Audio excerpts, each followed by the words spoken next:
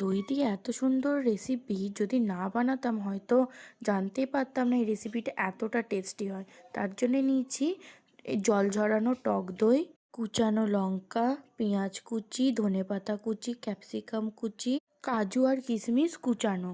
একটা সেদ্ধ করে রাখা আলু গ্রেট করে দিচ্ছি বাইন্ডিংয়ের জন্য। আর দেবো কিছুটা পরিমাণ পনির। পনিরটাকেও একটুখানি গ্রেট করে নিচ্ছি। দিচ্ছি স্বাদ মতো নুন, 1 চামচ ভাজা মশলা, গরম মশলা আর দিচ্ছি ভাজা লঙ্কার গুঁড়ো।